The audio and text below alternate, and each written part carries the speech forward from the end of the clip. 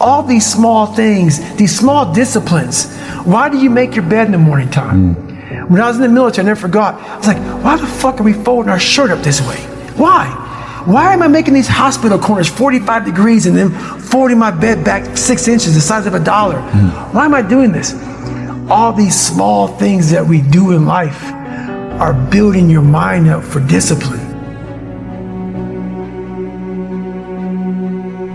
Every morning I wake up, I believe in winning the battle against yourself.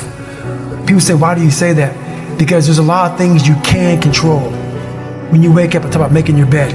Make your bed, make sure your house is clean, make sure you get your breakfast, make sure you shower, shave, whatever you're doing, control that. Don't hit the snooze button. All these things are very important. That's been told a lot of times. Why don't you hit the snooze button? Because you wake up already failing. You're already behind the power curve. So what happens when you hit the snooze button? You may not make your bed.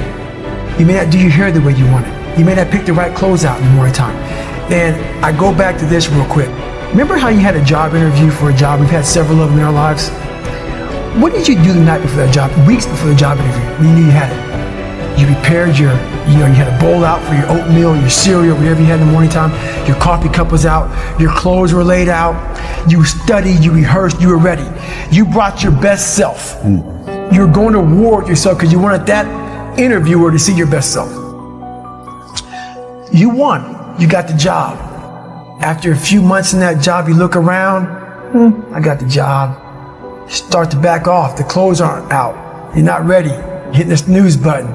You don't get up on time anymore. You realize that you can still have this job and not be your best self. The interview you is gone. Your job is gone. You have your job, but the interview you is gone. So winning the battle in the morning time is just that. It's that you wake up in the morning time and you own all this stuff, because once you leave your house, the world then gets at you. And that's why I believe in not getting up in the morning time and checking your phone immediately. Everybody does that. They get up, the first thing they do is grab their phone, look at the phone. Maybe bad news on there. So how's your day start off? I don't go to the gym. I don't make my bed. You're caught up now on that phone. That's how your day starts. You lost control. So once you win that battle in the morning time, then once you go out, now you've won. You go outside your house, you may lose your job, you may have a bad hit, but you won something. So you're going into battle having already won something. Having already won. So then if you hit the snooze button, you go out, you're just defeated already. You're behind the power curve. Now you've won something. You feel better about yourself. So now you're able to take these hits along the way. Every morning I wake up, it's not just about working out, but for me, working out has been a very big part of my mental growth. So for me, if I am not challenging myself every day, and I swear to God, people will not believe it, I was over almost 300 pounds twice in my life.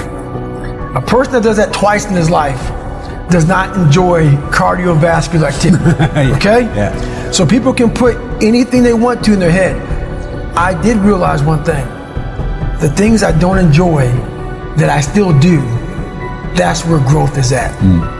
And that's, for me, the only place growth is at, is in that very uncomfortable zone. And do you have any routines or particular habits that help you do that? For me, my routine is every night I stretch out. And I stretch out for 2 or 3 hours every single night without fail. Yeah. And while I'm stretching out, I'm thinking about my plan for the next day. And I'm thinking about all these different obstacles that may come up. So basically, a lot of us aren't prepared for life. We get up willy-nilly and just hope life is going to happen. It is going to happen. But it's going to happen with a prepared mind or an unprepared mind. Most people attack life with an unprepared mind. What I do is I try to account for all things that could happen, might happen, probably will happen, and then the unknowns. So basically, I can't account for everything, but I do know there could be some things that come up in life that you need to be ready for. I know for a fact I'm not going to want to work out tomorrow. Therefore, I'm preparing my mind for that. I don't want to do that. I know tomorrow will come with some difficult decisions to make. It may come with getting a phone call saying someone died, this happened, that happened. I'm always preparing myself, not in a morbid way, but just like, look, man, be ready for life. Don't let life just start attacking you left and right make sure that you start to build a mental armor.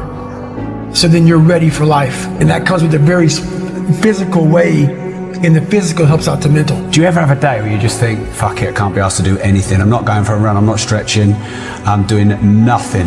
Every day. Yeah. So you have the thought, but you don't have the day. Every day. Do you ever let yourself have a day where you just watch Netflix? Never, because Some guess good shit what? on Netflix. I'm haunted. No, I can't do it. I can't do it. There may be some days I get up with poopy pants, and I'm like, you know what, man? Fuck this, man. Like, what am I training for?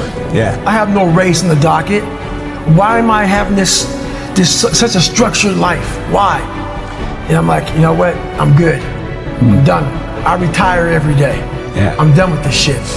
And I sit around and I say, okay. And then this is my thought process. So you want to be normal. So you just want to be like everybody else that roams the world, not knowing the power that's in them. Being fine with being mediocre. You want to go back to who you were, huh, David? I'm like, fuck that, man. And you have that conversation with yourself every day? Not every day, it's those bad days. Yeah. It's those bad days. I see a whole bunch of people walking around out here who have no idea how talented they truly are. Now I'm talking about talent, like some God-given ability. Talent that sometimes you have to hone, you have to work on, and you have to harness yourself. And they just walk around just on their phones, just clueless to how powerful they are. You seem really committed, really focused. You put your mind to something, you achieve it. How does someone who's ordinary or listening or watching get more committed, achieve more success? The biggest thing you have to do is shut off technology. You have to go dark. And what I mean by that is you have to be quiet in your mind. Get away from people. We love being around people. We love talking. We love parties. We love all that shit. It's okay to be alone. It's also okay to be unhappy. It's okay to be unhappy sometimes, man. It's okay to say, you know what, man, I'm fucked up. So you gotta go to the truth first. Who are you? Get really accountable and say, okay, who am I? What's the truth about me? Get to that dark place in your mind. Figure out. It may take months, it may take years. Figure out your purpose. Figure out what you want to be in life. And then from there, okay, I have my purpose. It may take a long time. No one knows their purpose because it's too loud. Find your purpose. From there, all right, you gotta start planning. People love the planning phase because it's very comfortable. And then from the planning phase, you gotta go to execution. So the execution phase, where we all hate, because that's where the real work begins, and that's when the failure happens, and the failure.